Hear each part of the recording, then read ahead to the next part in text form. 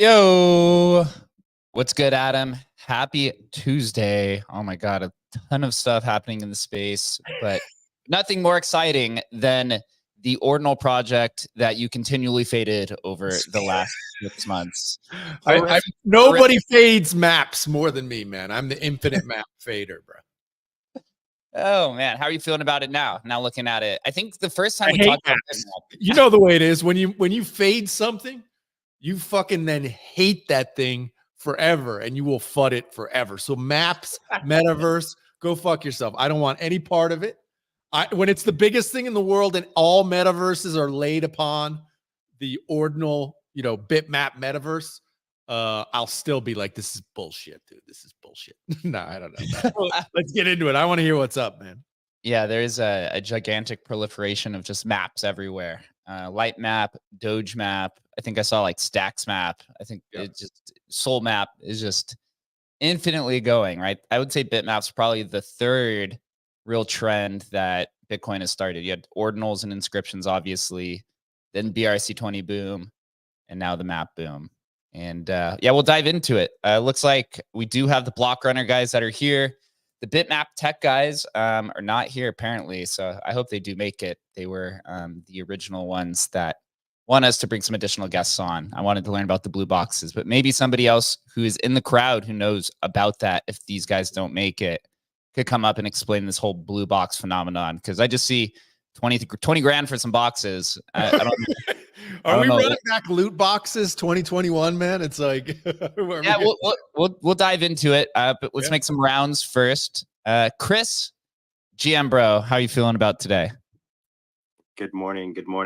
Feeling great, man. Like you kind of said it, the BitMap guys, they started a huge trend, and the community is pretty cracked. They're all over the place. You see them all over the timeline nonstop. So definitely a lot of staying power there.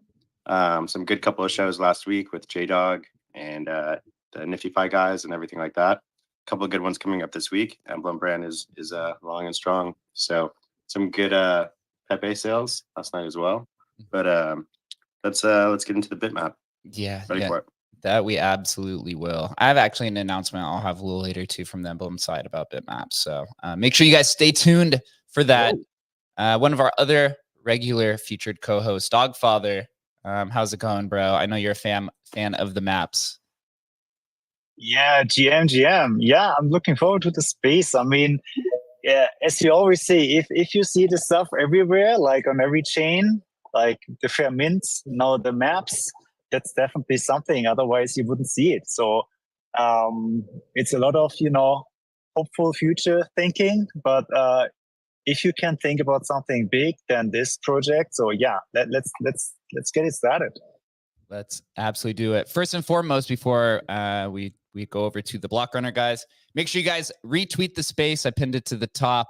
Make sure that everyone can come in and see what is going on. There was 242 reminders set. That was the most that I had seen on the show, I think, since the ETHscription guys. So another big space. And if you guys have any questions, please just hit that purple button at the bottom and post in the replies, or you can just request and come on stage and ask them yourself. More than open to welcome anybody in the community on stage. So just come up here. And without further ado, man, the men of the hour, I would say even of the week, with the explosion of NAT. But we'll get into that in a little bit, man. Man, what is good? How are you doing this morning? What's going on? Good to see everybody and the excitement for Bitmaps, man. It's I guess a 6-month fairy tale in the making. Seems like it happened overnight, but if you understand anything about the metaverse, a metaverse has been getting fade pre-Bitmaps. So we're totally used to this. This is always like a good indicator for us. Anytime like a new concept emerges, especially anything that's metaverse focused and it gets this much hate, that's like a motivation for us to continue down the path. So yeah, definitely open to answer any questions. I mean, this is the stuff that we literally live for. We've been working in this space for 4 years. So as far as all the DMT thing, I mean, that is a rabbit hole for sure. Yeah, it's definitely got a lot of attention, and we'll dive into that here in a second. I do want to say what's up to Will. What's going on, bro? Thank you both of you for coming on. Yeah, appreciate it. No, Yeah, a lot of stuff has been happening over the last week, especially. Yeah, the whole bitmap thing. Iman said it best. Is the metaverse has been faded for a while, and it's just a good indicator that I mean, ultimately, we know from macro conditions that it's all going to lead to the metaverse in one way or another.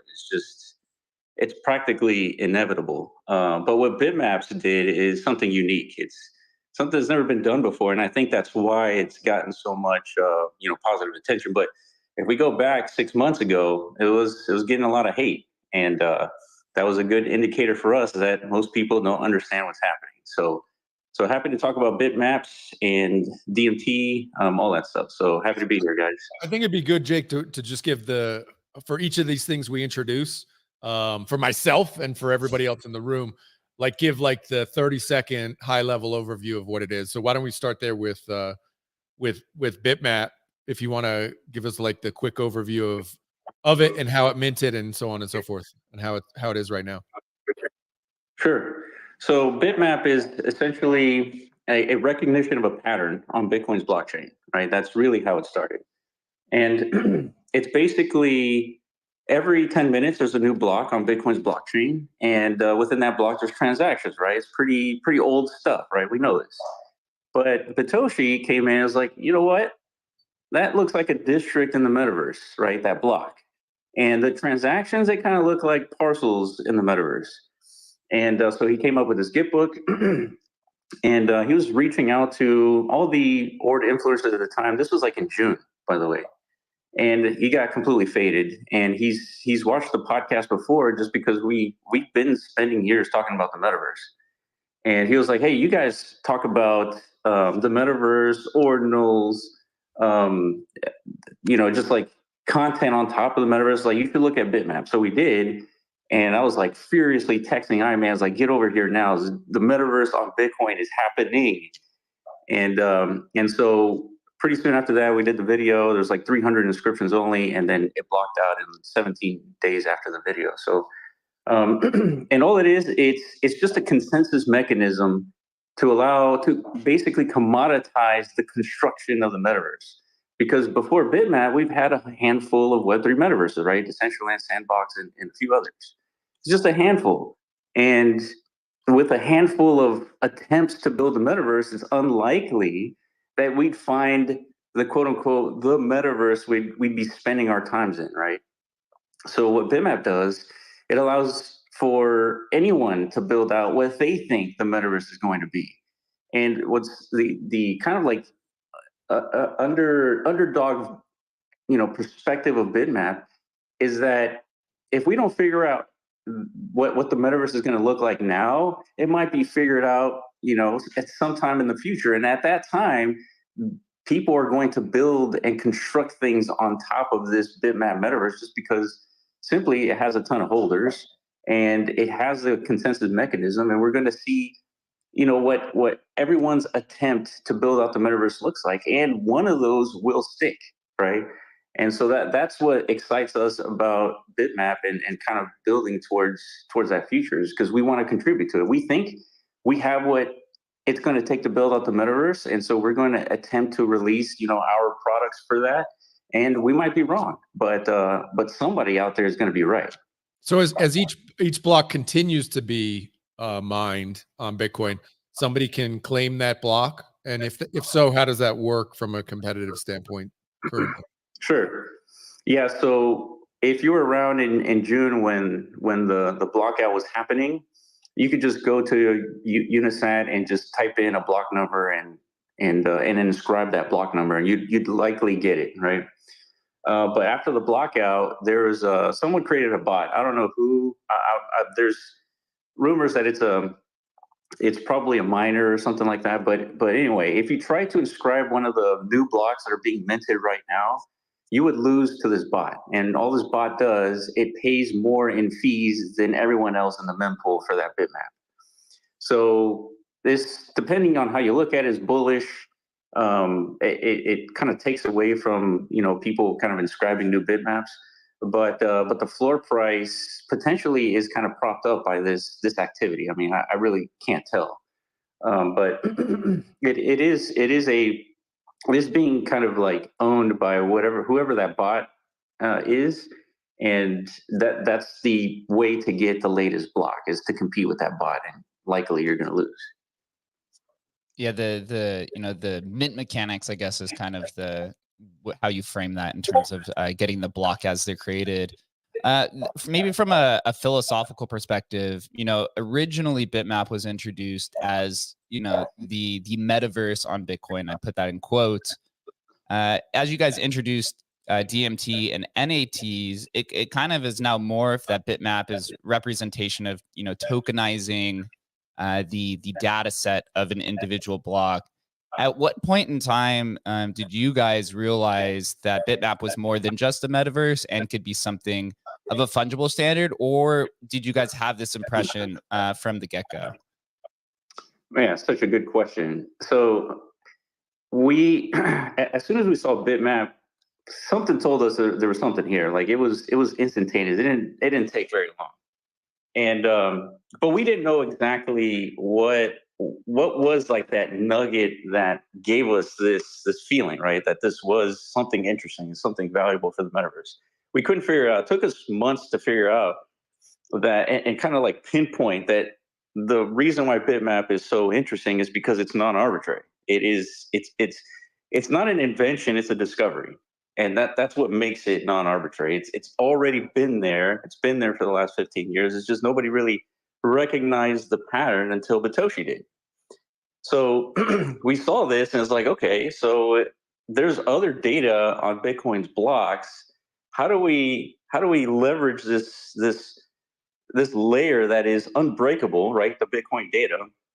How do we leverage it in a way where anybody can spin up their own non-arbitrary tokens? And so that took us several months to figure out as well. And we talked about it in the podcast in the form of a theory. It's like we're putting it out there so that people can think about this instead of just us thinking about it. And I mean, largely nobody did anything with that. I mean, it's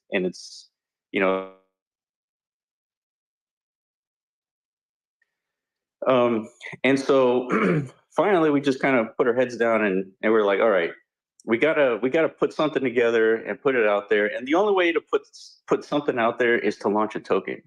Because if you can't launch a token, then the theory is unfinished. It's just, just text on a Git book, and that's all it is.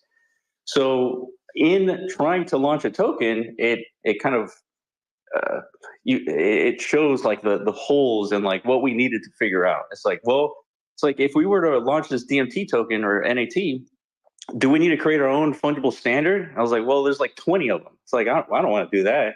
And so since we had a connection to Benny, we're like, hey, take a look at this. What do you think? He was like, this is cool. I'll support it if it works. And so like, great. It's like, make sure that everything is right in terms from like the indexing perspective, like JSON data and all that stuff. And so he gave it a green light, and literally practically the next day we released it, right? And it blocked out in 7 days, and that gave the signal to Benny is like, all right, we need full indexing support. And then just 6 days ago, indexing went live and trading went live, and now it has done like 70 Bitcoin in volume in 6 days. So yeah, that's essentially how we distilled the value proposition of BitMap into a fungible version of that. Yeah, NATs are quite wild. It's almost like digging for gold, right? Different types of commodities using the data set.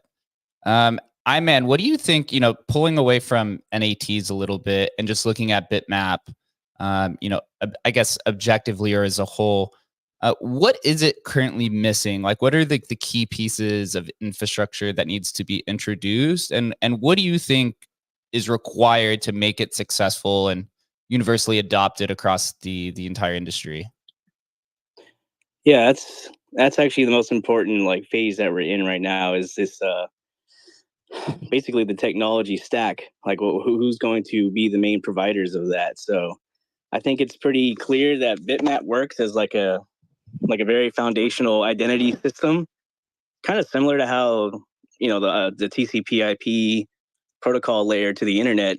It served to kind of align development initiatives, I think, for the internet at like a very critical time. I believe it was somewhere near like the mid 80s. With that, no longer was there like such a fragmented, internet ecosystem, siloed. And that's what we experienced, developing in the metaverse space over the last several years. It just seemed very fragmented and siloed.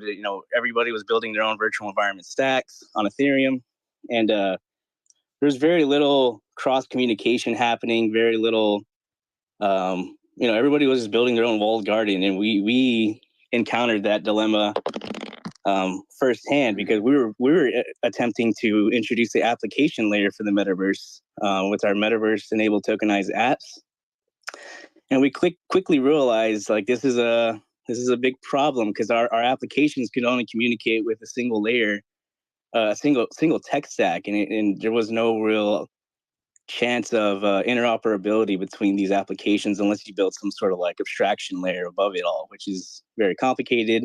Something we wanted to do, but we figured what BitMap represents and what it does by providing a much more cohesive alignment among these different virtual environment stacks that can be deployed on top of it. It kind of like accelerates our trajectory towards that, potential for an interoperable, communications layer between applications of the metaverse. So I think that concept needs to be a little bit more better understood for like the actual metaverse developers out there building. And yeah, I kind of wish Jeff was here from Recursive IO, because he's kind of laying the foundations of the actual application layer we've been talking about with BRC 420s. That is like the next layer, I guess, if you would, because the internet comes in multiple layers, right? I think there's 6 or 7 layers that work together to represent, what makes the internet what it is today, right? And these things manifested, individually, but together, that is what makes this network, this global network, work. So BitMap is the foundation, and now it's all about the content standards of the metaverse, which are starting to come out, starting to manifest, and then how are the developers going to kind of plug into that and build the actual substance of the metaverse. So DMT is definitely part of that. NATs, sourcing the data of the Bitcoin blocks is some sort of non-arbitrary root component to content generation and such.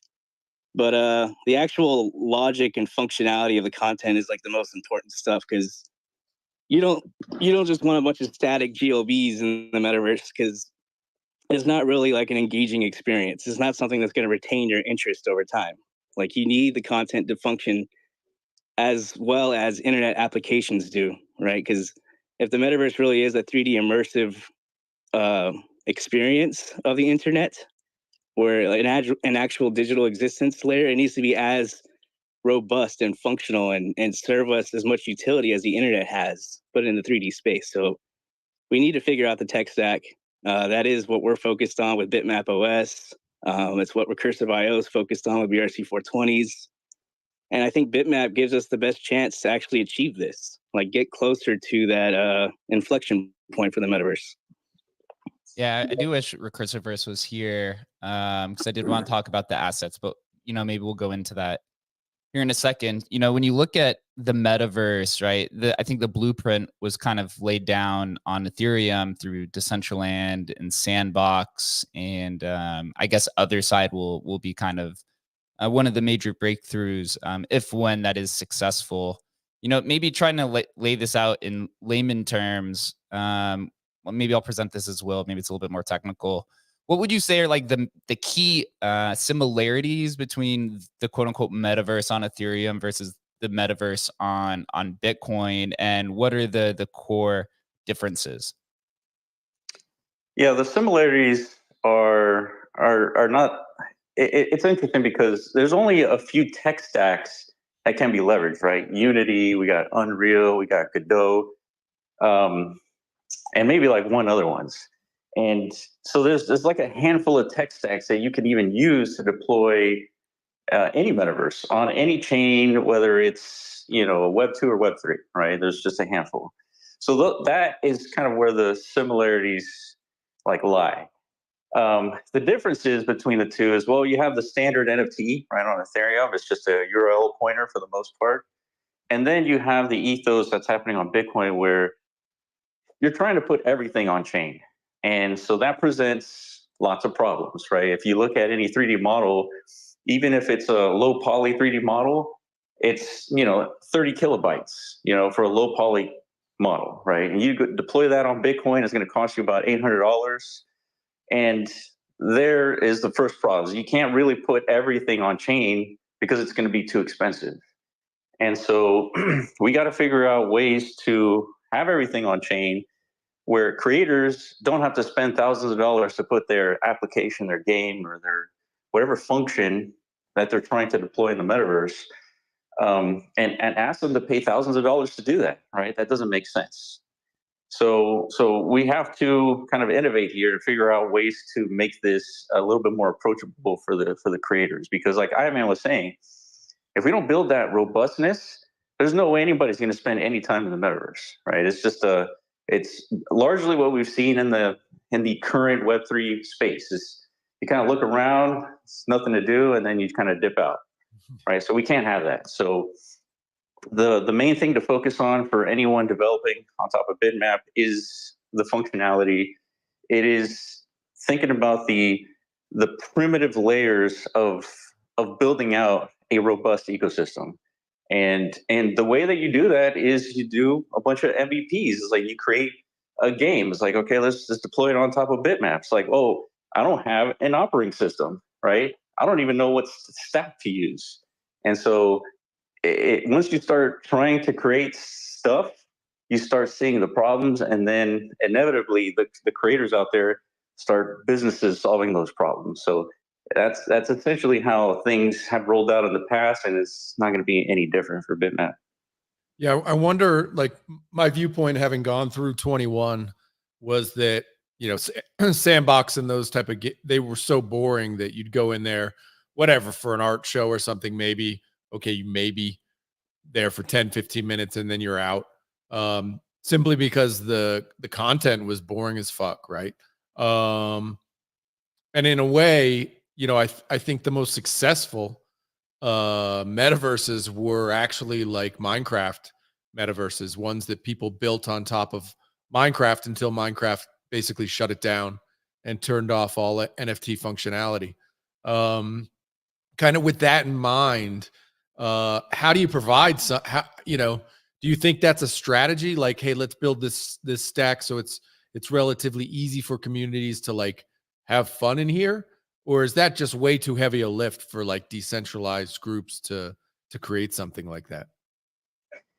In my opinion, I think it's too heavy. I think right now we're in the era where we got to focus on the developers, and we got to make it easy for the developers to get in and start building stuff. So the way that you do that is you start showing evidence of like economics, right? Some sort of return on their investment, right? That is fundamentally important for all developers, because they're not going to build if they don't see potential, right? So that's probably just step number one. But creating engaging experiences, I don't know if you guys have had that metaverse event where it sort of clicks for you. There was this one time we were in Decentraland in one of the early SpaceX launches, and they put up an event just to showcase just a SpaceX launch, right, in Decentraland. So we were there just hanging out, right? And all of a sudden, as the video display was showing the launch, I mean, we could have just gone to YouTube and watched it, but we were in the metaverse watching it with everyone else. But as the rocket was launching, a real rocket in the metaverse launched from under our ground, and it just kind of went into space, right, in that 3D environment. And so that's when it's like, holy shit, like this was a unique experience. And there's technologies now that, for example, they take a basketball game, they take the existing cameras, and then they formulate a 3D version of that basketball game in real time. And so if you were to watch a basketball game, with your friends, you'd either have to go to the arena to watch it or put on your headsets and watch it in real time in 3D, kind of like in front of you. And so these are sort of the experiences that eventually will get there. But it's more important that we focus on the developers to even get to that point. You know, it's funny you mentioned that, because a few years ago I had that moment with Somnium Space, actually. And Chris and I, who's on stage, we had a previous company before we joined Emblem Vault called Native Research. We live out in Las Vegas. And that big aha moment for me was actually just simply one of my friends DJing and having that DJing in real life, and then having that video stream sent to those that were dancing in 3D in Somnium Space in the metaverse. To me, that was like a big, like, holy shit moment. Like, this idea of like digital hospitality in the metaverse could be this like multi-billion-dollar industry. And that was, it's funny that you say that, because living out in Vegas, there's so many different similarities and distinctions there. Yeah. Go ahead. I'll say, well, one last thing. It's like, think of the internet, right? We all use the internet. It's extremely functional. We largely already spend most of our day on the internet, right? We all already do that. But the internet is a single player experience, right? You're not really interacting all that much in real time with people. I mean, Discord, Twitter, this is not real time communication. It's asynchronous communication, right? And so the metaverse just takes all our interactions of a single player experience and makes it multiplayer. I mean, that's largely what the metaverse is. It's just a multiplayer version of the internet. So you can imagine going to Google kind of in the future, and you're seeing a bunch of people like in this white space, like Googling and searching stuff, right? But you would feel that there's millions of people doing it, right? If you go to Google right now, it's just a blank white, website, right? So that's kind of like the interesting thing about building out, these sort of applications, that they're sort of real time and multiplayer. Yeah, I mean, reality is a one-player game if you think about it at its core level, right? As morbid as that kind of sounds. You mentioned the focus right now is developers. So I want to dive into this maybe from a technical perspective, because you guys have firsthand experience dealing with, building your own standard and indexing it, right, with Track. If you're on Ethereum, right, if you're building a metaverse, you're basically deploying a smart contract. You set the parameters there. On Bitcoin, the equivalent of that is spinning up an indexer, creating, an arbitrary rule set, which then determines, how these assets are going to interact with different types of users. If you're if I'm a developer sitting in this crowd listening to the space, and I want to go create, my own DMT, digital matter theory, or I want to create my own BRC 420 so that I can have metaverse assets inside of BitMap. What is that process? How difficult is it? I'm assuming, it's a little bit clunky now because you really only have one team, Track, really doing these type of indexers. But take us through that experience so that those who are listening and myself just kind of understand how difficult or easy it may be. So it's interesting because you do have to depend on third-party services like a Track, right? You do have to depend on that. But it seems that we've been joining a lot of Twitter Spaces, and like the understanding is, if you're going to create something, you essentially have to be your own indexer. Otherwise, that thing doesn't really exist. So if Jeff was here from Recursiverse, they're indexing everything BRC 420, right? They're doing it themselves. They're not relying on anybody. And so it's kind of hard to ask Benny, for example, say, hey, I have this cool idea, and here's the Git book for it. And Benny is supposed to like start integrating that meta protocol in his system. That's a lot of work for Benny, right? He can't do that for everybody. And so here presents another problem: is how do we get this like version of indexing that is completely decentralized, that we can sort of build out on our own without having an entire infrastructure server system and like this whole thing just to support a meta protocol, right? So Benny is sort of already working on that with Track Core, which will be decentralized, and you can run this node on your AWS instance or Heroku instance, and you're essentially indexing the protocols that he's implemented. But with that, you can code your own index. and then it'll be supported by all the nodes who are running that track core. So this is very similar to what's happening with the graph to a certain extent. It's a little bit less complicated than the graph, but ultimately, if you're going to create something, you do have to be your own indexer. And I mean, if you're going to create something, you kind of already know a little bit about code to a certain extent. And I don't know, it's definitely tough. It's not something that you can just kind of spin up a meta protocol and all of a sudden it's adopted everywhere, Yeah, it does seem like the meta protocols are becoming a little bit more application specific than they are, about setting these type of non-fungible or fungible standards. It's interesting to see how it develops. I assume most meta protocols, or if you create this like quote unquote meta protocol, strength index, it seems like the majority of them will probably be contributed to BitMap, because the only meta protocols I've really seen outside of creating a fungible standard or a non-fungible standard are things that are on BitMap, like BRC 420, that's specific for just metaverse assets on BitMap. What's up, Bunzy, man? I'm excited that you are here to join us. Bunzy and I were talking a day or two ago. He expressed some very serious interest in NATs and DMT. So I told him, come join the stage and meet the homies. What's good? Hey, what's up? Can you guys hear me all right? I'm kind of going, I'm out for a walk, kind of hit some roadblocks. So I figured I'd fucking go for a walk. But yeah, no, I this conversation's super interesting. And like, I don't know, I always just kind of laugh when I hear the word metaverse, just because like it just kind of just derailed, like I think what the concept was, like when Meta changed their whole name and people think that it's just like being a VR avatar and like, I don't know. But I had like a few thoughts on a lot of things that you guys were discussing. Like I think BitMap and the way that really made sense, and the same with BRC20. And regardless of the technology, people just want fair distribution. Like when on Ethereum, it's all these tokens being held by VCs and it's just not distributed fairly. And like, if you want to pay the miners for some of these things, you can get it. And I think that's what attracted people.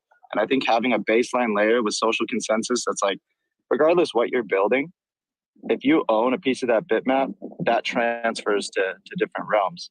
But no, I'm really impressed in like how you guys think about things too. But I guess just to get to my question, hopefully not to derail it too much, but with Nat and DMT, how is it different than BRC20 outside of simply transfer mint and just the naming convention, like for the TLDR? Yeah, it's not that different. So TAP protocol is BRC20. It's the same thing except with extensions. So I'm trying to think of an analogy. It's like so BRC20 is very simple, right? You deploy, you mint, and you transfer. There's nothing beyond that. There's no other functionality, and that's why the criticism against it is that you can't really do much with BRC20, right? You can't do much. But with TAP protocol, you have Benny, right? You have the indexer. And with Benny and DMT and NAT is like, that's the logic that's associated with the DMT NAT sort of standard. Wait, can you go in a little bit what DMT and NAT is? Sure, yeah. So DMT is an acronym that stands for Digital Matter Theory. And this is just a name that we gave it to identify what humans have been doing for the last 100,000 years. It's identifying patterns. Pattern recognition is largely why humans still exist, right? Because if we weren't able to identify sharp teeth as a pattern, we wouldn't really be here, right? And so it's just the name that we gave, pattern recognition. And so when we saw BitMap, we saw that Bitoshi, he recognized a pattern, right? That's essentially what he did. And Casey Rodermore, he also recognized a pattern. He was like, every Satoshi really enters in a sequential pattern, in a sequential way, right, chronologically. So let's give each Satoshi its own ID, and let's call it ordinals, right? He discovered a pattern.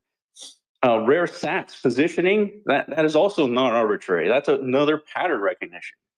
And so we took that and we said, here's a framework where anybody can spin up their own non-arbitrary token, and you just pick a field within Bitcoin's data, and then you use that field to represent your total supply of a token. And so now you can generate these tokens with a non-arbitrary supply. It's essentially your supply of that token is what it is based on the Bitcoin data. And so that's the framework that was launched on November 20th, blocked out on November 27th, and then just went trading 6 days ago. So that's DMT, and what's NAT? So DMT, yeah, DMT is like the umbrella like theory, right? It's the pattern recognition theory, right? And then NAT is the application of this pattern recognition. It's the method to generate these tokens. Just you. Go ahead, Bunzi. Keep rugging. I can't. I'm gonna have to get back to Wi-Fi if you guys can hear me, but I can't hear anything. Yeah, go ahead. Does that answer your question? Yep.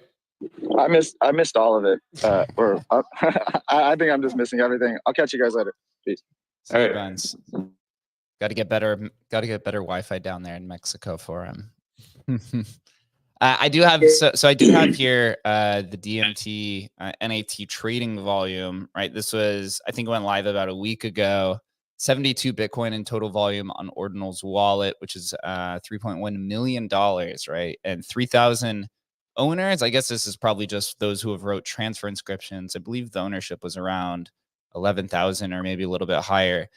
Why do you think NAT has had this much volume and this much attention, even though there are, probably dozens, if not hundreds of a variety of non-arbitrary data sets on Bitcoin? Or have you guys been able to identify and quantify the amount of data sets that exist? Yeah, so let me clarify one more thing. So we keep saying NAT, right, or NAT. So it's non-arbitrary tokens, but we launched the first token with a ticker NAT.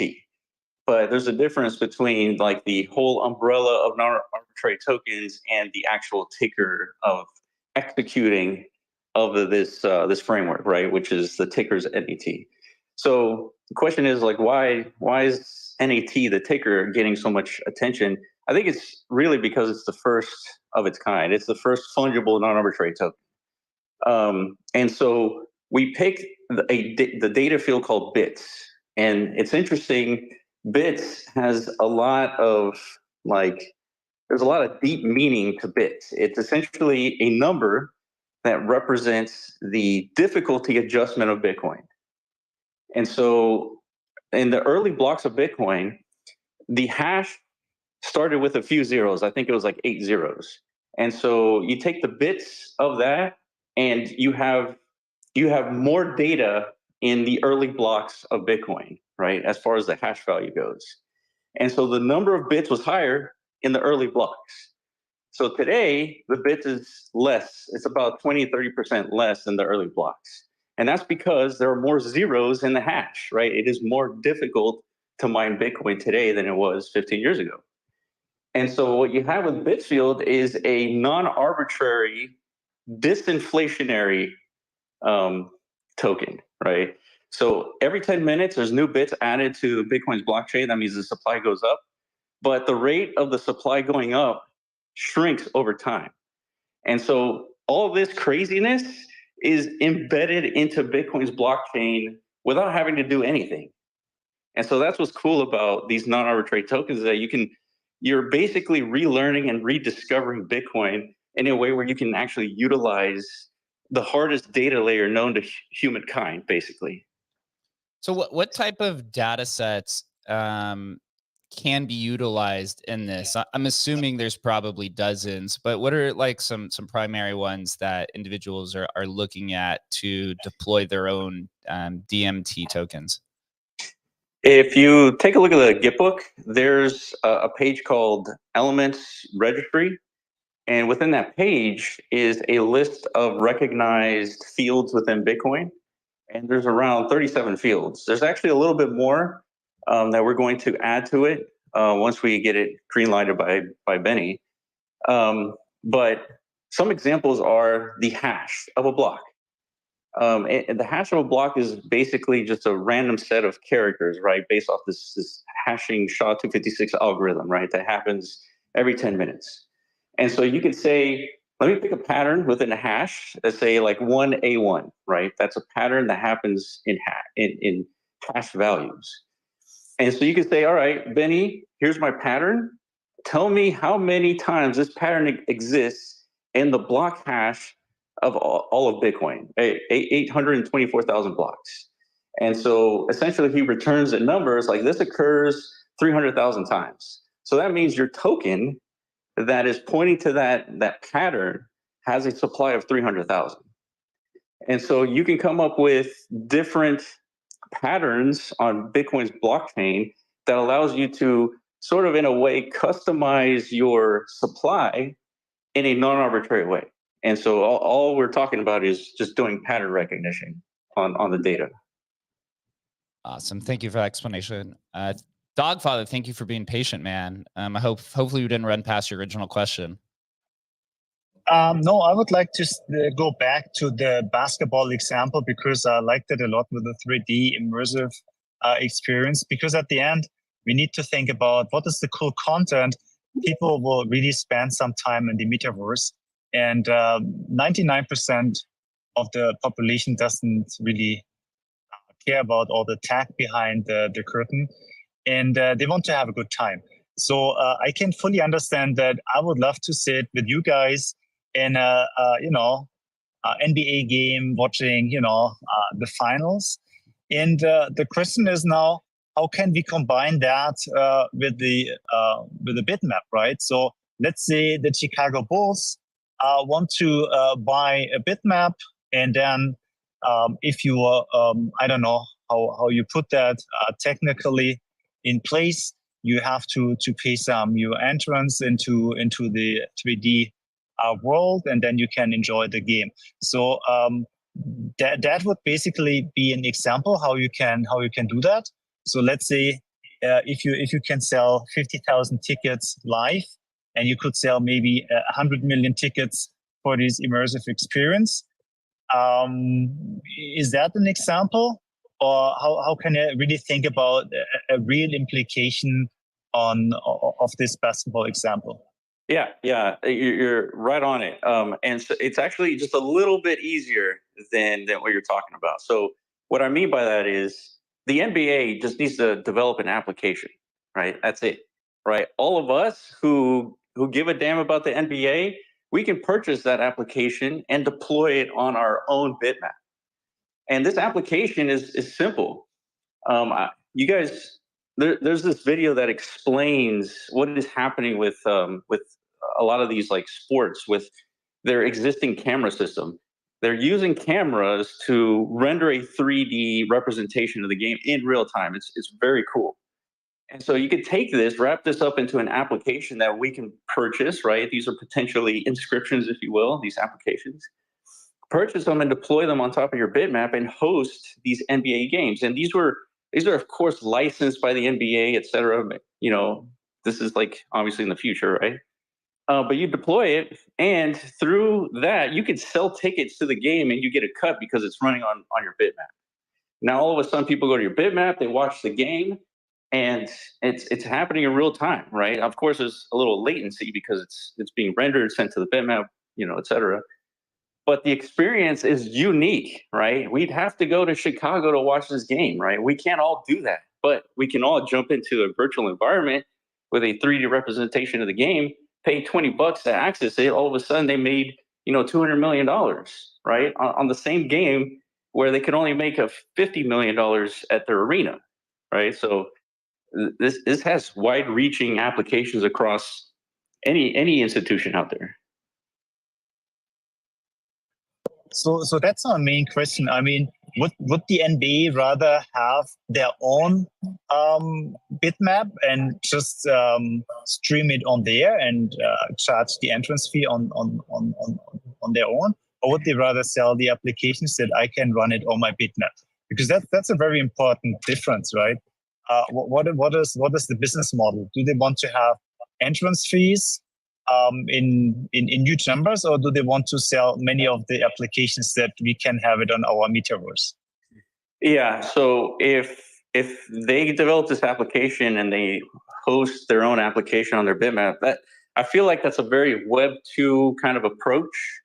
And I don't think that is as interesting as distributing that application, getting as many people to deploy and run the game. And then those hosts are saying, hey, there's the finals is happening on my bitmap, come and join. It's $20 and, we can all hang out, right?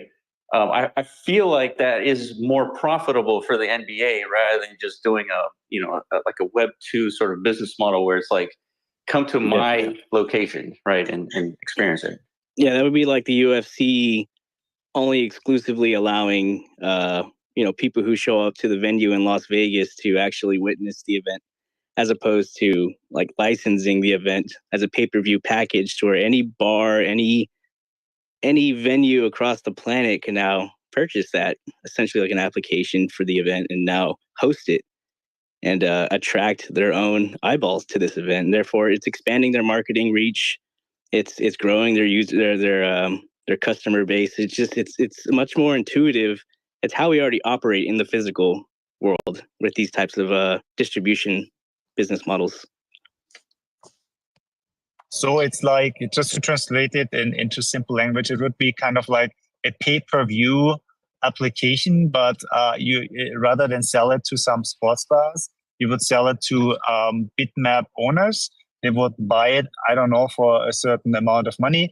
And then people would gather at these locations where they have cool hosts that maybe do a giveaway or, have the coolest kind of like hosts running around, or just creating a good time on top of the NBA game that you can watch everywhere. Exactly. Yeah, and I feel like this is a business model that isn't largely recognized in this space just yet.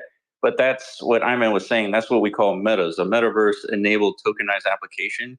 Any institution out there can develop these applications, such as the 3D rendering of a basketball game, distribute that application, and then us, the host, can purchase that and deploy that on our bitmap and then host events. And what this does is it creates sort of like a network effect of people pushing the finals, NBA, right? Instead of the NBA just doing ads that the finals, game is about to occur to watch it on NBC or whatever, right? We have the community kind of pushing the game as well. And so I feel like that is something that can be leveraged and something unique to a Web3 proposition of the NBA game in like the virtual space. Yeah, I love that. Thank you. Great question, Dogfall there. Go ahead, Spirit. Thank you for being patient. GM, thanks. Thank you guys. Really quick, I do have one question, but just to even touch on what was just discussed or shared, like an idea, like, yeah, having something like that showcased on a community or bitmap, right? They can, like you're saying, even though you might be showing some grand event or something, you as the community or the owner of that bitmap can actually control the marketing of what happens in between, right? Your halftime and your commercials, like, right? So I think that's pretty interesting. Nat, how does that now technically, right? You can grow your own marketing kind of campaign that caters to your community and your visitors and things that they're interested, as opposed to the general, commercialized stuff. But that was one thing. But I wanted to ask, Will, did you, when you were covering the non-arbitrary tokens, did you touch on how, like, as the new bitmaps are mined, right, how that also affects those by people deploying tokens that are using the existing data sets, and how, like, the new mine token, did you touch on that? Like, that was one part of this, great, concept of yeah. Yeah, so I think what you're talking about is block drops. Is that correct? Essentially, if you hold a bitmap, you can inscribe the non-arbitrary tokens that people have deployed for specifically for bitmap holders. And what's interesting is that correct, Spirit? Is that you're talking about block drops? That is. Yeah, that is, because I feel like it doesn't really process with a lot of people. I know it took me a minute. Obviously, a lot of new terminology to people. These are all new concepts, or not new, but kind of like hard to visualize. Not really. They don't really exist in our day to day. They exist, but we don't recognize them. But sure. Yeah. So let's touch upon that. So a block drop is very similar to an airdrop, right? It's with an airdrop, you arbitrarily select a group of people, right? It's like the Bored Apes and like the Mutant Apes, like these holders, they get this token, right? The problem with airdrops is that you have to depend on a centralized entity to issue those airdrops. Whether you're actually sending them out or claiming them, it doesn't matter, right? You have to rely on a website. You connect your wallet, you extract the tokens, and you risk your wallet by connecting it, right? So there's that risk. So with block drop is different. Block drops, you don't rely on a website, right? You still have to use a website, but 1,000 years from now, you can still claim a block drop token, right? So, and the way that you do that is you leverage what's been built with the Ord wallet, this protocol. And what we're leveraging here is parent-child inscriptions. So when you do a block drop token, you essentially deploy a token, but you point it to a group of people, a group of basically bitmap holders, right? So you deploy a token, you point it to bitmap, and you say all bitmap holders can now inscribe this token. So now, from now to 1,000 years from now, you can go to any website that supports parent-child inscriptions. Today, it's like Mscribe, for example. And then you connect your wallet. You say, okay, here's my bitmap. Here's all the block drop tokens that the community has generated. I can select them all. I can inscribe them all. And all of a sudden, I have a token as a child inscription of my bitmap. And from here into the infinity, people can look at blockchain data and see that this token came from that bitmap indefinitely on chain. And so that's the difference. Is block drops, you don't rely on anybody. It's autonomous. And airdrops, you take risks, essentially. Yeah, block drops it's a pretty cool feature. I actually pinned something to the top that I'd posted last month about BitMap essentially just being kind of like Yuga Labs of Ordinals, where it's just continuous airdrops consistently. It seems every 3 to 4 months there's something new that's being introduced and essentially contributed to the ecosystem, right? Whether it's BitMap itself, or it was this now we're kind of in the stage of the fungible tokens that are being introduced, right? The various NAT non-arbitrary tokens. You had BMP that people could claim. Then you have also the kind of the wrapped Bitcoin. Then there was the BRC 420 blue box airdrop, and now you have block drops, which is people can just claim any of them on their own individual block. And I just find that very fascinating because it's more of a decentralized movement where everyone's trying to find their own way to contribute to the ecosystem by introducing these different token schemes, right, or assets to the ecosystem. And I think that's only going to continually increase over time as everybody realizes that this is more than just a metaverse, right? It's a non-arbitrary data set that you can tokenize and then build and then index to whatever rule set that you find fit. So something interesting to pay attention to. What's up, Solana Chris? Thanks for joining us, bro. Yeah, I'm just super confused why none of you have brought up the elephant in the room, which is why are you putting graffiti on my money? Spamming the chain. Classic. Actually, I had a little fun thought. I'm wondering how it's a virus. It's an exploit, and we have to patch this exploit immediately. You guys are having too much fun, and so we need the fun police have to come in right now and fix all of this. Thanks a lot. 100%. Appreciate you, man. My question is, I mean, tell me if I'm missing something. This is my bit of FUD. It's not much FUD, but it's a minor bit of FUD. Is how is BitMap then any different from me holding whatever, an atom.sats name or an ENS name or whatever. In theory, that can be a similar sort of, have a similar sort of functionality. I can have websites built around it. I can build, infrastructure around, what I would traditionally call like a naming system. Other than the distribution mechanic, which obviously those can be created ad infinitum, like different sort of distribution mechanics. But other than the distribution mechanic, how's that any different? Yeah, good question. So BitMap, its blockout was in the context of the metaverse, and so it basically kind of outlined that this token is about the metaverse, right? You can use it for all kinds of things, but the intention here is the metaverse. So that what that did was it attracted the people who gave a damn about the metaverse, right? But of course, you could deploy Unity on a .sats name. You can do that. Nothing really prevents anybody from doing anything like that, right? But the difference with BitMap is that it's got social consensus for a virtual experience, right? That's what it is. .sats is more like a domain name that you can put up a website, or you can tie identity to it. You could even deploy a virtual world on .sats, but that's not where the mind share is as far as creating a virtual world. It's, if you're going to do something, you're going to create some sort of virtual experience for Bitcoin, you're going to have to do it on BitMap because that's where the audience is. And by the way, just a quick trivia, I looked on CoinGecko and I looked at how many holders of NFTs they have. I think BitMap is number one outside of ENS domains. So I thought that was interesting. What number is that at? 32,000. Wow.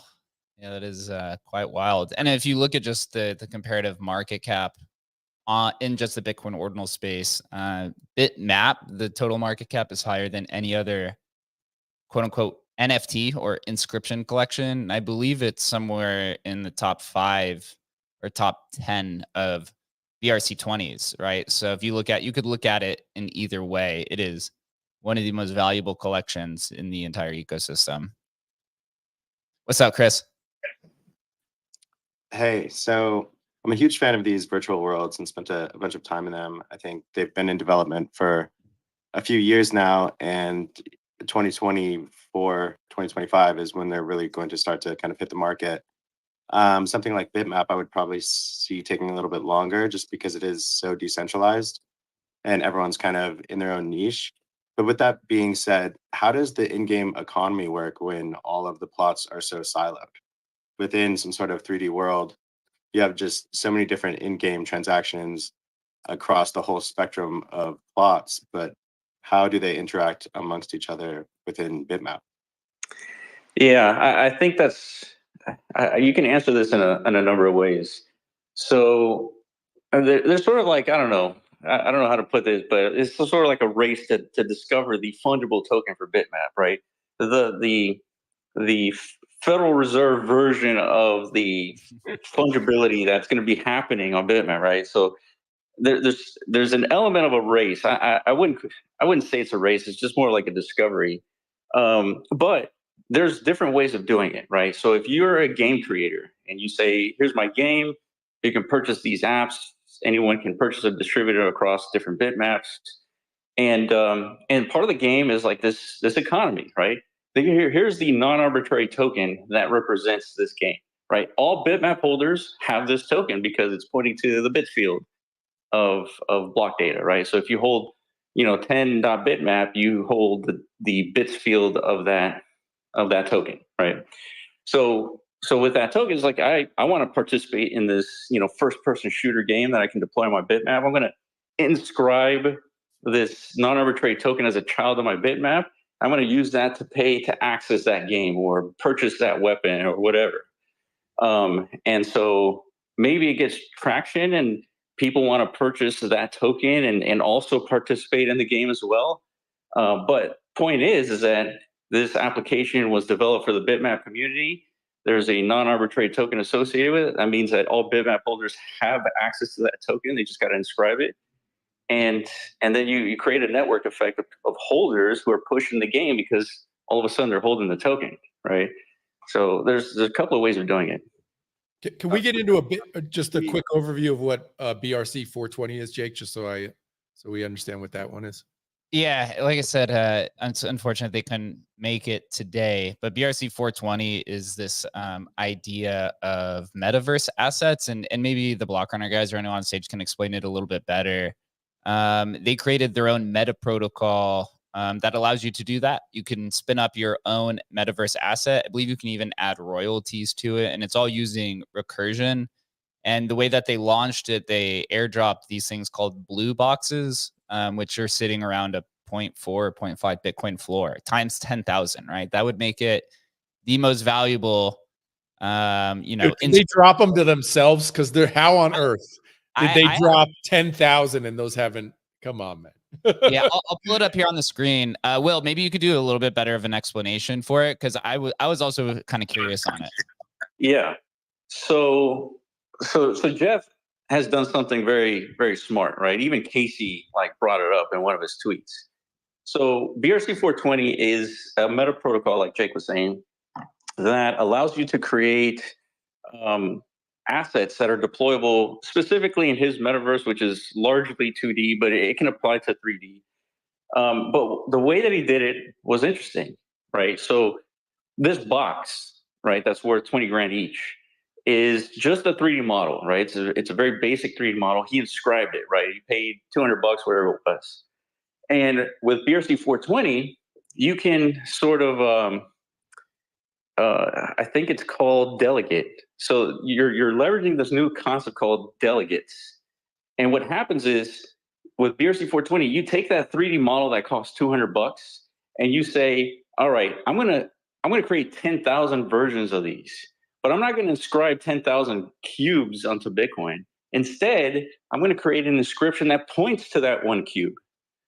And now you have, when you purchase this box, you have a basic inscription that says /content/ inscription ID of the box. And what's cool about this is that this link, right, to Bitcoin renders the 3D model for your inscription. And so now you only had to inscribe that cube once, and you've sold 10,000 versions of that cube that all point to that cube, right, all on chain. And so that's the intelligent thing about BRC 420.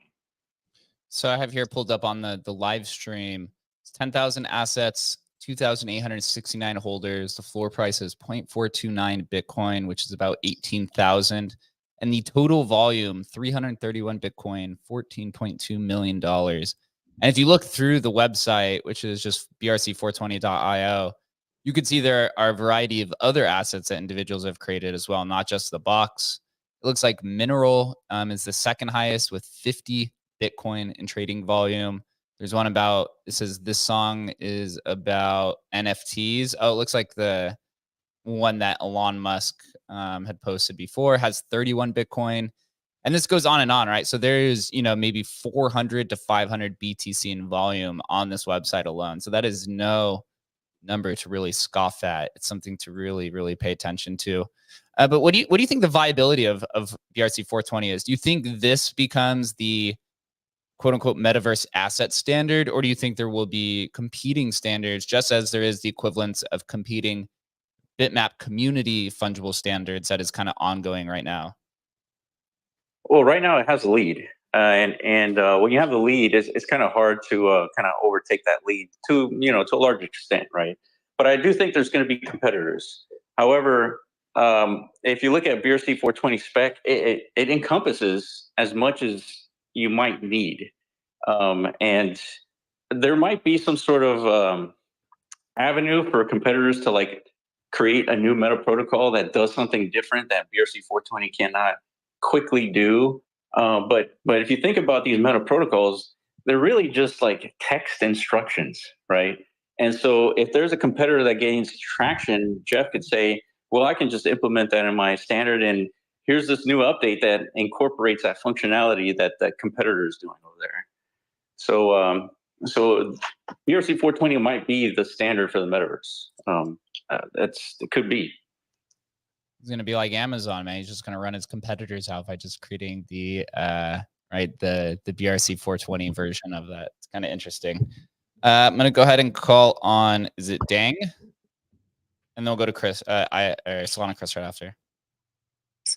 Yes. Yeah, it's my first time being here, so hello from me to everyone. Just wanted to add some characters, which I think is very interesting on BRC 420, because I was kind of noticing about like BRC 420 starting last July when I see the first teaser they posted on their Twitter account. And then I go to Jeff and learn about like what they are building on BRC 420. And so I'm a blue box holder, and I also hold a lot of BitMap. So I kind of like go through like the whole process of the development of BRC 420. So I think the first thing very interesting regarding like BRC 420 is that for the Metaverse, like the end game of Metaverse, in the end, we don't want like a Metaverse is built by one team with like just a single team building a big Metaverse like what's happening in Sandbox, Decentraland.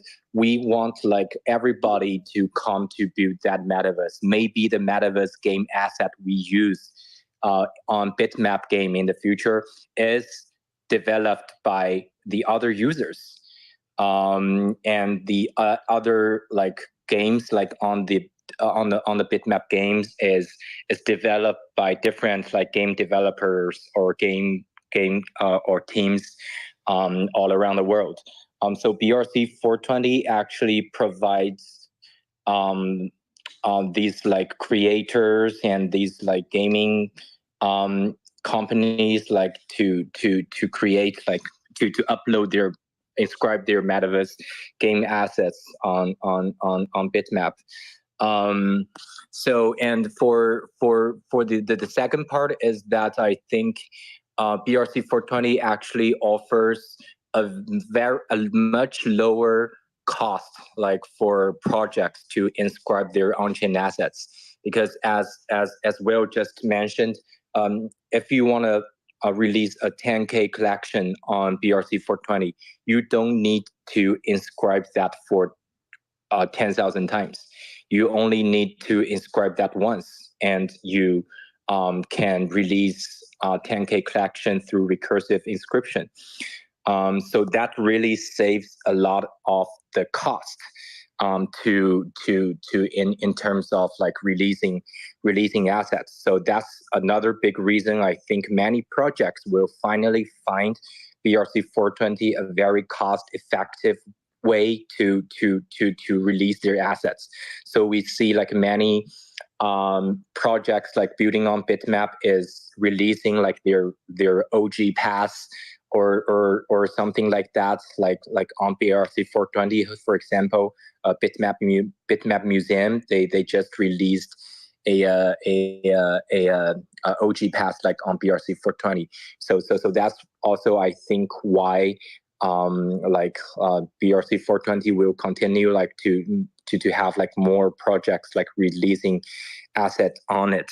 And so thirdly, the last point I would say is that so BitMap is like underlying like land ownership protocol for the Bitcoin land, and BRC 420 actually what BRC 420 do is actually it makes like every Metaverse asset on BitMap interoperable with each other. So in the traditional like Web3 Metaverse, say like Sandbox, you hold a game asset, but that game asset is limited by the period of the game. So when the game losing its value, even if you still hold the NFTs, that NFT is out of value. It doesn't work. It's worth nothing because the game has like comes to an end.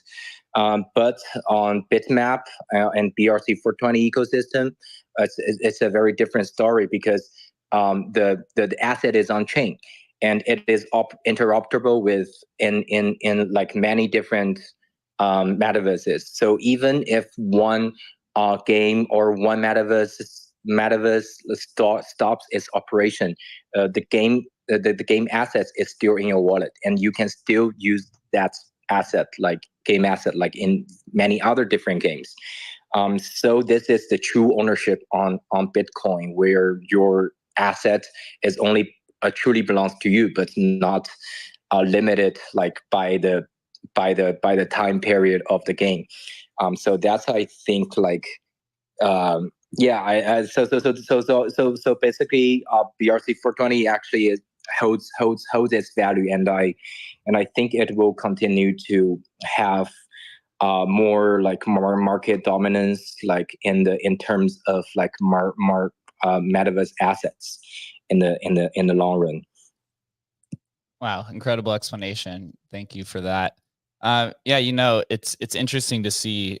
It will be interesting to see how all these bitmap specific meta protocols express their interoperability, and how difficult or easy it will be.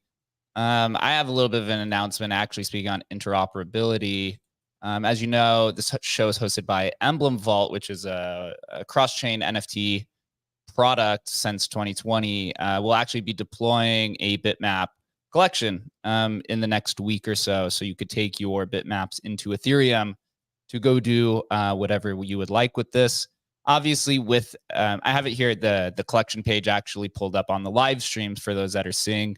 We'll share that when that is live, probably within the next week or two. We are working on our Bitcoin API or Bitcoin Ordinals APIs now. The importance of this, maybe taking your bitmaps to Ethereum right now may be quite expensive because of the vaulting fee and the gas fee. It could be about $30. So, that takes some of the profit out.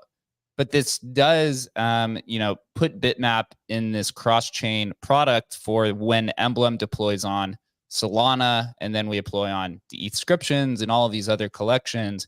You'll be able to move your bitmap to any blockchain that you want. I'm assuming, right, Solana is like kind of one of the emerging game and / metaverse kind of blockchains. I assume that will probably have some very interesting kind of interoperability aspects to it when that happens.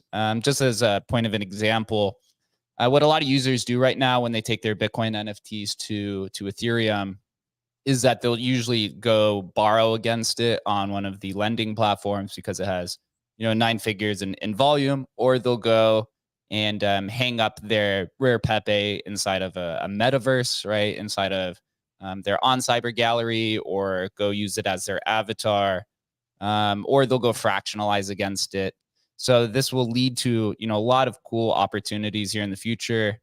So we're excited to really share that with the bitmap community. And if anybody in the bitmap community is interested in this kind of like cross-chain in type of these cross-chain expressions, please feel free to reach out to the Emblem team, myself, Adam, or Chris, or the Emblem Vault account, and we could create some curated aspects to it moving forward. So that's our contribution, and we're pretty excited for it.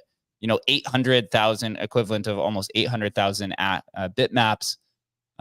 There's going to be some fine tuning to it, obviously, with gas fees across the different chains. But yeah, bitmap is going cross-chain through Emblem Vault. So very exciting times, and excited to share that with everybody. Go ahead, Solana Chris. Yeah, so I just want to share something up top, if that's cool. I don't want to really go into everything that we're actually doing, but I will put something up there that I think people will think is pretty fucking cool, and that might bring them to ask more questions, maybe in our Discord or on the timeline, a more appropriate place, not necessarily here. Because once you start talking to me about composability, multi-chain infrastructure, and Bitmap Valley, we go for hours. So I don't want to do that to this space. Also, I don't want to be a naysayer because, for instance, MetaVoxel's 3.bitmap down there is a homie, and the work he's doing with the BRC 420s is pretty sick. But you guys have to understand, there is no perfect world where a 3D asset just travels across game engines. Every single game environment has a spec of skinning and weighting that the 3D asset needs to have.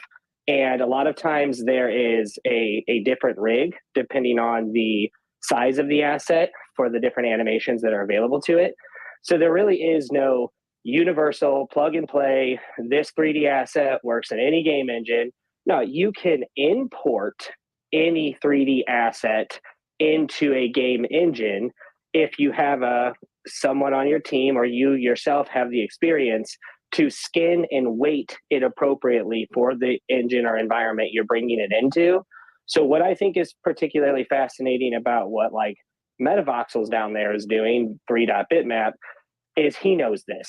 He knows to create like the most generic and lightweight GLB file so that basically anyone who's developing anything could either use the model in its current state, or it would take them very low effort to make the skin and the weight appropriate for use inside of their gameverse. So this is why we build for the standards that exist, and we prepare for things like TAP protocol and maybe even runes, because we see this as like, if you want to give someone access to the asset, then why not just give them access to the asset directly? It doesn't, like, you could buy any inscription that I offer you that allows you to download that content or secure that asset for whatever your use cases might be. So I just want people to keep their mind open here. The fragmentation is actually, it does a disservice, I feel like. And we have to also factor in wallet integrations and onboarding. You can't have like 4 different wallets that all support these different concepts. You need like one wallet that supports all the working concepts that have passed social consensus, which we're seeing Xverse right now. I don't know if I'm giving alpha or not, but they are integrating TAP tokens, you know, and they are integrating CBRC20, right? So it's like Xverse is about to offer the most, I guess, composable wallet for the majority of the socially agreed upon protocols that are here. And I think that's going to simplify the process from having to fragment further and having to do things like create different standards that not everybody is accustomed to, or that wallets don't even recognize, you know what I mean? And it's kind of embarrassing that it's taken this long with TAP protocol, because I think everyone knows Benny is hands down the smartest motherfucker in this bitch, right? Like, there ain't no way that Benny from Track is not the smartest motherfucker up in this bitch. Like, he has to be.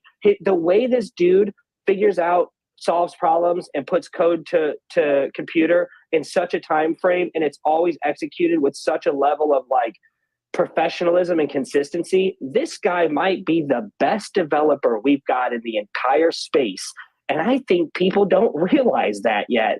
So it's like, yo, shout out Benny, shout out Track. TAP protocol is absolutely going to be the gaining standard for token extension, in my opinion. And I don't know if you guys know this or not, Asia fucking loves Pipe. They love TAP. They love Track. Matter of fact, you know what they call that ecosystem? The TTP. That's widely recognized as an acronym within the Asian communities. When you say, are you interested in products using TTP?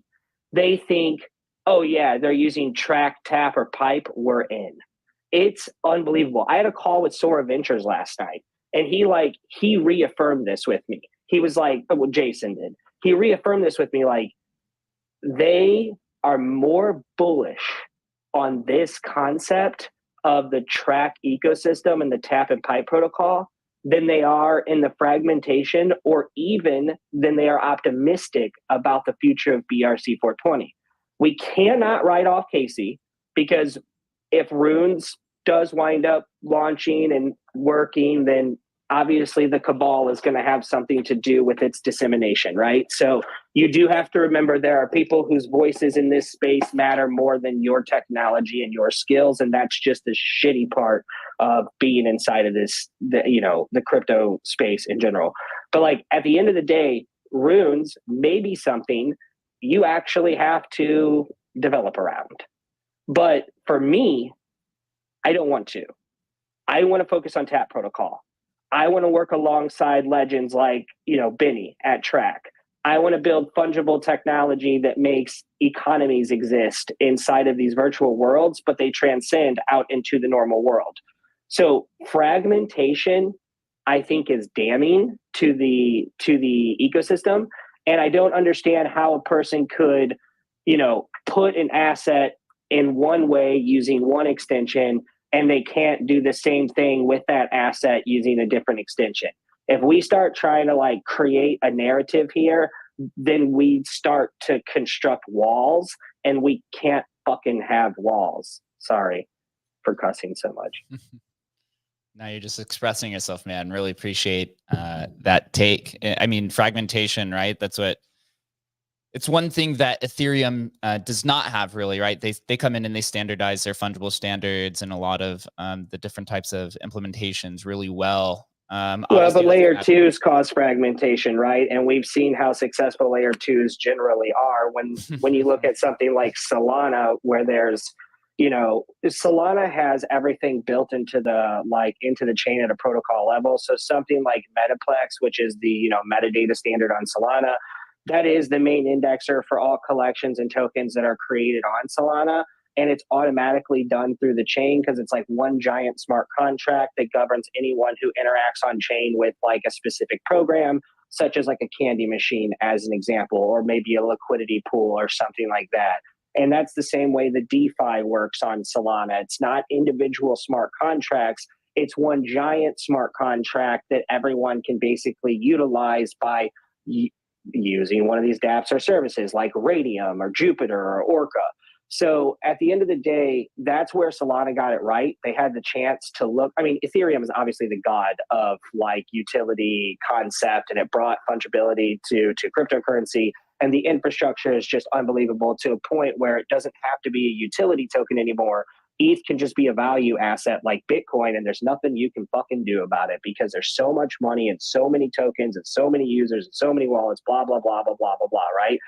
ETH has almost transcended past utility to become this thing that's just like a financial tool, where Bitcoin is almost like, hey, hold on a second. I'm not actually that great of a financial tool, but I am really cool and I am completely interoperable because I don't use fake ass programming languages. I actually use real programming languages that can communicate with other infrastructure, whether it's Web 2 or it's Web 3 based. So you get this really interesting dynamic where Ethereum seems not needed when you have efficiency in ordinals, but the fragmentation of ordinals makes it very hard to have onboarding or adoption. It's like we're just robbing Peter to pay Paul, essentially, in this instance, because there's so few wallets that are actually capable of participating on a larger scale. So even if you have an asset that's selling for $50,000 on some other, that only fucking 1,300 people know how to utilize. You know what I mean? It's like, well, then who's making money? Who's losing money? I mean, what the fuck, right? So we have to really keep in mind that when you create these new concepts, layers, or protocols, you're also increasing the barrier to entry if you don't have adoption by what is already accepted by social consensus, which again is why I am betting so heavily on TAP protocol, because I know that Xverse is going to support it soon. So it's easy for me to lead a user down the path of TAP tokens and TAP gaming, just as it would have been for me to lead them down the path of BRC20 tokens or BRC20 gaming. And we have seen the majority of the users understand how BRC20s at least work. I mean, they don't really understand what they are, but they understand how to procure them or to sell them. We need that again if we're going to move forward. And I truly believe it is TAP integrated into Xverse, and that changes everything from a fungibility standpoint, in my opinion. And to bring it all full circle, NAT exists on TAP, and Track is also indexing BitMap, or was the first to the scene. So appreciate that take, man. The first indexers, Jake. Yes, First, absolutely yeah. Crucial. Yes, the reason first. we even said we will do this because Track is building an indexer and text-based inscriptions. I will never forget the day that you can't do this kind of shit with text-based inscriptions. Brother, text. My calculator understands text, homie. You know what I'm saying? The fuck you can't. The most composable type of data in the world is text-based data. Completely agree, man. I fucking love the energy. I'm gonna go around and get some of the hands. Architecture. What's good? Hey, what's up, Ben? My statement that I'm gonna make is based around BRC 420's ecosystem. So, as many of you will know, like it's really high fees to inscribe models onto the Bitcoin chain. I inscribed 2 models around $1,000 each, around 200 kilobytes. And now that they're on chain, my question is, are we going to have platforms ready to use BRC 420s? Like enough platforms, not just one platform. I know Inscribe.space does BRC 420s, but I'm wondering if Solana Chris is going to adopt BRC 420s, and how can we move this forward? We're so much closer to actually utilizing a metaverse space, but there's a few gaps that need to be patched. Yeah. Is that directed to Solana, Chris? Or is that just in general? Yeah, or any other person that has a platform that wants to implement BRC 420s, but directed to Solana Chris as well. I think it's obviously a very intelligent concept. I do think everything that's happened at Recursiveverse is incredibly intelligent. And that this guy right here on stage, 3.bitmap, Metavoxels, he's one of my favorite people. Like, I met him years ago on Clubhouse, and to see how far he's come and taken his skill from just designing stuff inside of literally CryptoVoxels to now designing these on-chain assets that should be lighter weight and more easy to repurpose inside of different platforms. He is one of my favorite fucking people in this entire space, is that guy right there, okay? So I definitely adore builders, and I definitely respect intelligence. And no one could say that they are not intelligent builders over at Recursiveverse. But unfortunately, I'm looking for a much larger user base acquisition. And I am really starting to recognize that the Asian market particularly likes our story and our ideology at IMSO. So for me to adopt too many standards inside of Bitmap Valley or inside of the IMSO ecosystem, this muddies the water, because you have to remember, we built multi-chain infrastructure where we can actually leverage the power of Solana in certain instances from Bitmap Valley to make things a little easier. And when it comes down to like tournaments or any kind of in-game actions that need to be on chain, we can actually feed that data to Solana, and then we can copy that data over to Bitcoin as time permits. We don't really need to rush that process because, again, we have multi-chain infrastructure here. So for me, it makes the most sense to just focus on standards that are adopted by the majority, that the most people can use in the easiest fashion. So currently, we're stuck with just ordinals and BRC20s. It doesn't matter how effective other concepts are. Matter of fact, tap and pipe, my 2 favorite fucking things. Doesn't matter how great they are, because barely anyone understands how to use them. Like, literally, to own tap tokens right now, you basically have to use your imagination and then go to a website that shows you how many you actually have inside of your wallet. You can't actually see them. That's a fucking problem. So for me to adopt more technologies that leave me in the same problem that I have right now doesn't make sense. So for me, it makes sense to follow X versus lead and say, okay, they are integrate, which we already, have planned on using TAP for way long. I'm part of the reason Jan is listening, if you guys just want to be honest. But at the end of the day, it's like, for me, it makes more sense to go the route of Track and Benny and go the route of Tap and Pipe and allow that to be my fungible layer, where my game engine or any other things that we decide to create can handle the logic and act like the smart contract. I don't really need to use more protocols than my users understand. Does that make sense? My users need to understand the technology. And I can only do that, like, for the majority of people who don't have any tech savvy and are new to the ecosystem or don't speak the same language as a lot of us. You have to cater to them also, which means you have to stick with social consensus, which means you basically are forced to use the protocols that are adopted by the major wallets and the major platforms. I mean, that's just all there is to it. So it doesn't mean that there's anything wrong with the technologies that are being created. It doesn't mean that any of these protocols suck or the people who built them aren't geniuses. It means that there just aren't people who are going to have the tenacity to participate in these fragmented ecosystems. And as a person who's built a product that can scale into 825,000 virtual districts, all of which are based off each individual bitmap, well, I need to service the majority of people with my decisions. And I hope no one takes that in the wrong way or offensively. Great take, as always. We are fortunate to have Ordinals Wallet on stage, who's been, one of the main contributors and supporters of BitMap. Since its inception, they created or I guess helped perpetuate the blockout through the interactive minting map.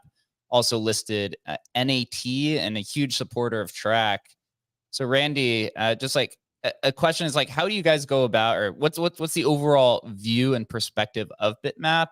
And then as BitMap continues to evolve and some of these other protocols are created, like BRC420 instance, how does Ordinal Wallet view that in terms of offering support for it?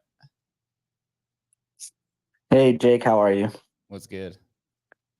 Thanks for having me, guys. Yeah, so look, we are constantly weighing decisions at Ordinals Wallet. We have to decide whether or not we're going to do X over Y, and that is constantly happening for everything that we do. And one of the, so like right now on the table, there are a ton of new token protocols. Obviously we added TAP, we added Bells, we added Doge. We spread ourselves a little bit thin in order to figure out basically how to scale across chains instantly and using pretty much the same code. So it's like, and the same systems. So what Doge and Bells enabled us to do was create testnet essentially for new products that we are yet to release on the Bitcoin ordinal side of things and then beyond. And so when it comes to BitMap, there's obviously a lot of work to be done. And we know that. And there's also a lot of opportunity. But there's 100 other things that we could be working on. We could be working on CBRC20 indexing, atomicals. We could be working on LTC or some other chain. And so these are constantly being weighed out by us internally and then looking at the market and figuring out kind of what's the best decision to make moving forward. When it comes to BitMap is one of the things that I've always been a big proponent of kind of pushing for better support. So I have a vision for BitMap that is pretty simple that I think could be profitable for my business and really great for the ecosystem. But, we kind of have to get there. We want everything to be running the way that it's expected to run before we decide to go and build out new features and new products. And doing something for BitMap would essentially be a product in itself. But there is a lot of volume there, and there's a lot of interest, and there's a lot of opportunity for people to build on top of the stuff that we could build. So when it comes to BitMap, it's on the table, and it's becoming one of the higher priorities for me at the moment, considering, volume and user interest is probably higher than all of Atomicals or all of CBRC20 in itself. So we'll see as far as like what Ordinals Wallet does with BitMap. But yeah, we understand that there's a lot of interest there and there's a lot of users. Yeah, true. You guys are a true nimble company that are able to move fast, but also a very good problem to have in this kind of state, especially as we move to the bull market. Just give us one final question is just give us your guys' perspective and thoughts within the first week of having NAT implemented on the marketplace. How's the response been and kind of everything that you guys are thinking behind the scenes about it?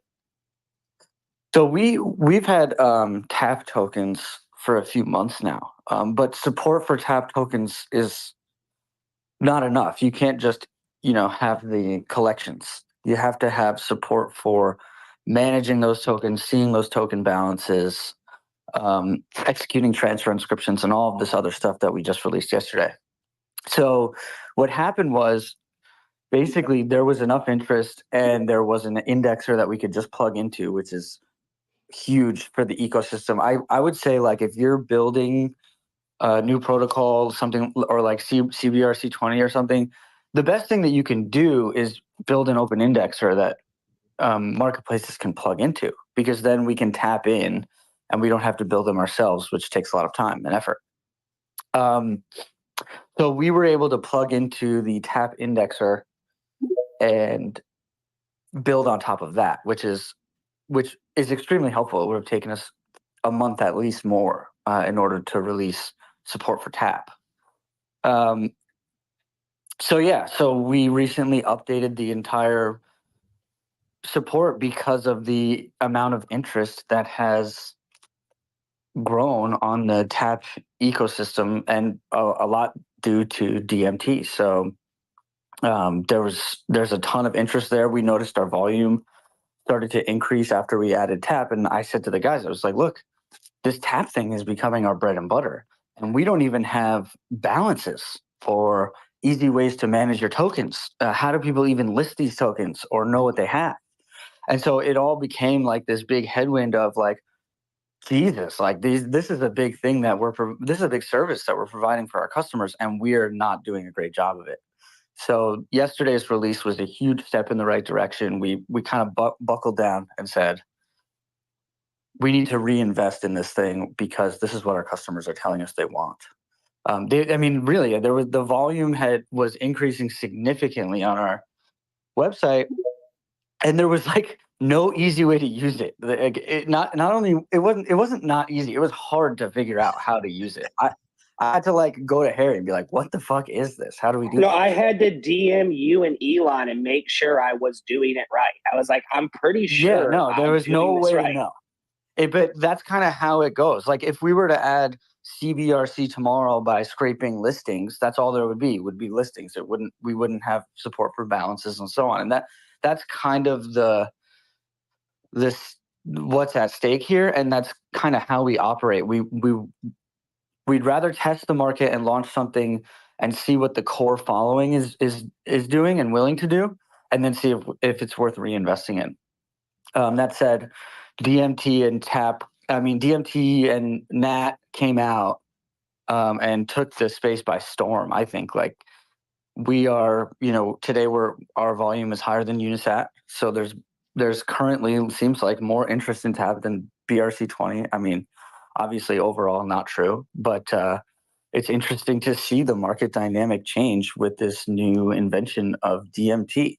And if nothing else, I know a lot of people have a lot of stuff to say about Nat and DMT. If nothing else, it's interesting and worth looking at. That's all. I had a quick question for Ordinals Wallet. Just hearing you talk, what was that last part on CBRC? I missed that. Build an indexer, build an open source indexer even, and let us run it, and then we can have support for more things faster. It's not really just CBRC20, but any new protocol.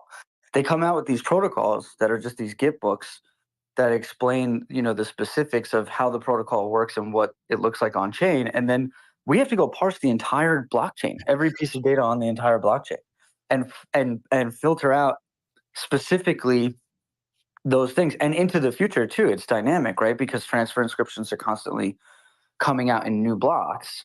Well, we have to be, constantly updating and indexing those new things.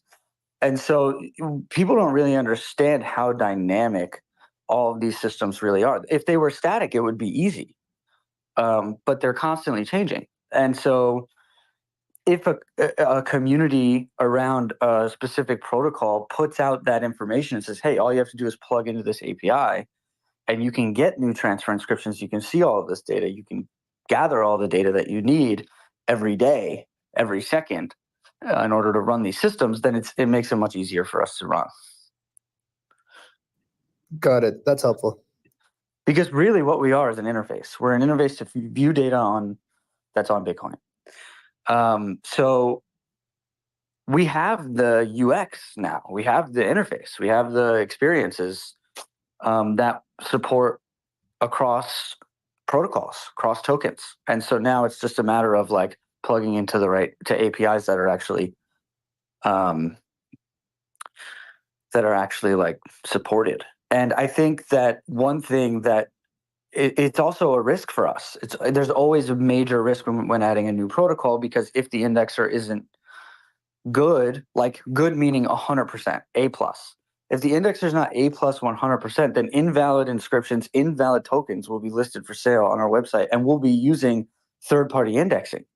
So we can't even see what's going on or make the changes necessary to make it 100%. That's always dangerous for us. Customers will buy something that's not real and then come to us and say, hey, what the fuck? Obviously. And what happened with Nat was Benny came out and said, hey, I fucked up. You know, this marketplace is using my indexer. I fucked up. I'm going to take responsibility for that. But we don't know how the creators of these indexers are going to react when those things happen. They say, oh, it's your problem, you know, and then all of a sudden it is our problem. So these are all risks and, costs that we have to weigh when we're deciding about new protocols to add. And shout out to Benny. I mean, he did that. In addition to that answer, I guess, I'm curious to know then your insights on, I think, Modo Swap. They're releasing some sort of first like L1, Bitcoin swap in relation to CBRC. What's your take on that? I guess I'll see it when I believe it. You know. Got it. Okay. Yeah, that's good. I'm on the same side here. Curious to see how it all looks over the next couple of weeks. Can we just say why BitMap was so appealing in the first place before there were any like major fragmentations or before there were metadata standards or ways to inscribe metadata into JSONs? The reason that BitMap was so attractive was because, yes, did we need to know, first come, first serve? We did. But Unisat made it very easy to figure that out. And, with Benny building the indexer, fantastic. It's easy to verify the asset, blah, blah, blah, blah, blah. But that's not what made it appealing. What made it appealing is that it was a text-based inscription that was super cheap, super lightweight, that essentially pointed to a block on chain, which was immutable data that was permanent and unalterable. And that is why BitMap was attractive, because we had a baseline of data that we knew was easy to find and permanent in its form, that we could basically build rules around that data and construct virtual worlds using that data. So like you're not going to be able to recreate the wheel and find something as attractive or as malleable, I think, as BitMap. I think Batoshi hit a 1 in a million here. But again, look at the price and look at the adoption of BitMap. 100% thanks to Benny at Track and the public indexer. 100%. And then Ordinals Marketplace made it very easy for people to see and buy any blocks that weren't currently minted, right? Like, this is very important for people to understand how one person took it upon themselves to create an indexer, and an exchange was able to call the API and use that indexer to create a marketplace. And then look what the fuck happened. You minted out 800,000 something blocks on chain, and they went from $3 an inscription to $300 fucking floor.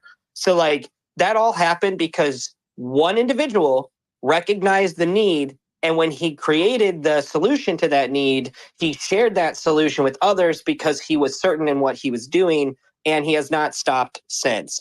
You need to make it that easy. When you so like Benny didn't build BitMap. A lot of these motherfuckers are building their own protocols. Okay, well, if you're building your own protocols and you're doing your own indexing and you want people to adopt your technology, we sure the fuck are not going to come ask you for it. I'm not going to say, hey, can I please have access to your indexer so that I can pump your bags? No, you bring it to me and you say, hey, I want you to support this. Here's the indexer. It's like I don't have time to just go asking you to give me something for me to help you. That is fucking ludicrous. And I think that is where Ordinals Wallet is at right now too. Is it's 100%. like, hey guys, we could support every standard in the space if you made them accessible. But when you put up your little walls because you're protecting what? Your code, then how fucking good is your code? Yeah, and on top of that, there's the cost of like the indexers being wrong. So like, it's not always so simple. We can't just support everything because there's an indexer, unless the indexers are 100%. That's all. Yeah.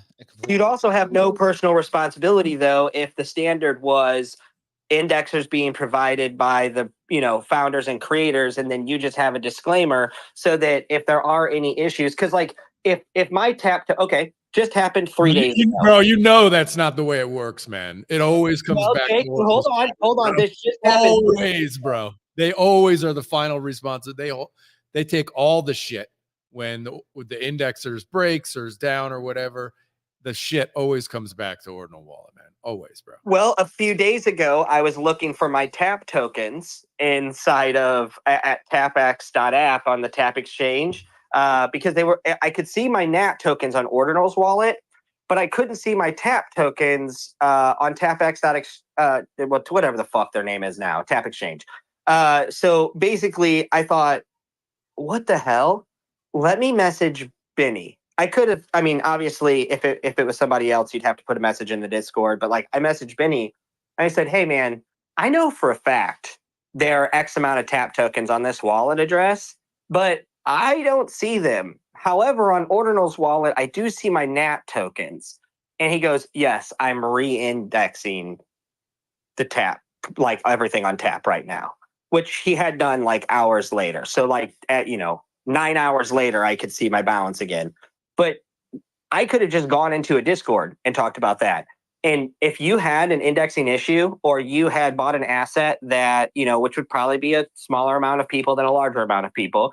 But if you did buy something that was incorrect or invalid, the creator of the protocol and the indexer should be able to fix that problem for you and re-index it properly.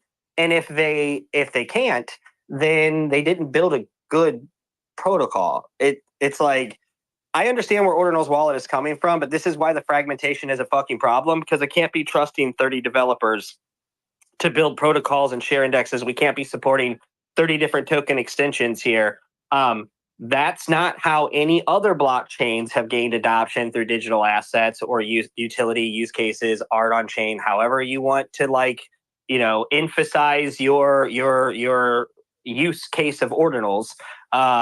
Every other chain did it with some sort of standard. And right now, the only standards we have are dog shit, which are the one standard we have, which is BRC20.